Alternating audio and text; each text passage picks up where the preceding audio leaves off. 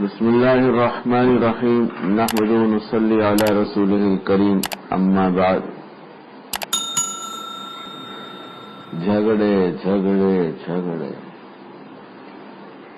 جن کے نبی آنے کے بعد دنیا سے جھگڑے ختم ہوئے. صحابہ کے جھگڑے ختم ہوئے نہیں ہوئے؟ بھائی بھائی بن گئے. رشتہ داری جو حقیقی ہوتی ہے اس سے زیادہ ایمانی رشتہ مضبوط ہو گیا، اس کے زیادہ نبھانے والے بن گئے. ہم ایسے نبی کے امتی ہیں اور ہمارے یہاں یہ ہے کہ ایک گھر میں آئی اور جھگڑا شروع. عجیب بات. ہوا کیا ہمارے گھر میں؟ اور نکاح کے بغیر رہنا مشکل. نکاح بھی اللہ تعالی کی بڑی نعمت ہے. دنیا اور دین دونوں کے کام اس سے درست ہو جاتے ہیں اور اس میں بہت سے فائدے اور بے انتہا مصلحتیں ہیں.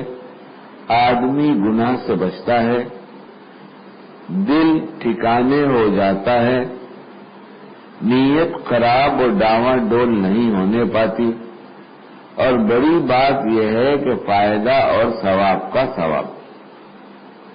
کیونکہ میاں بیوی کا پاس بیٹھ کر محبت پیار کی باتیں کرنا، ہنسی دل لگی میں دل بہلانا نفل نمازوں سے بہتر ہے. جب آپ لوگ تو جس کی بیوی یا نفل چھوڑ دیں گے، اب خالی پیار کی باتیں کریں گے. تو باتوں کے لیے پیار کی تو دسترخوان بھی ہے، چلتے پھرتے بھی ہے، کچھ اور کام کر رہی ہوں تو بھی ہے. لیکن اگر اس کا موقع ہو کہ گھر گئے اور جی چاہتا ہے نفل پڑھنے کا تو اب نفل نہ پڑھا جائے تو ان کا حق کون ادا کرے گا؟ ان سے پہلے پیار کی باتیں کیا جائے، انہیں خوش کر دیا جائے. اتنی دیر سے صبح سے لے کر شام تک کی جو دوری تھی، جو گھر میں تنہا ہونے کی وجہ سے بیوی کو زیادہ کھل رہی تھی. مرد باہر بہت سے لوگوں میں ہوتا ہے، کام میں ہوتا ہے، تو اس کا وقت ایسے ہی نکل جاتا ہے. تو اب یہ بیوی جو منتظر تھی کہ شوہر آئے گا، ہنسے گا، بولے گا، باتیں کرے گا، ہم بھی خوش ہوں گے، وہ بھی خوش ہوگا. اب یہ آیا تو اس کو نفل نماز اور کتاب سوجی. نہیں، اس وقت نفل نماز اور کتاب نہیں، اس وقت تو بیوی ہے. اس وقت بیوی سے باتیں کی جائیں، اس کی دلجوئی کی جائے، اس سے اور اچھی اچھی باتیں کی جائیں. بہت سے لوگ کہتے ہیں نکاح کریں گے تو کھلائیں گے کہاں سے؟ کہاں سے کھلائیں گے؟ وہ لائیں گے نا، ان کا نصیب آئے گا نا. جو روٹی وہ کھائیں گی وہ آپ کے نصیب کو تو نہیں کھائیں گے.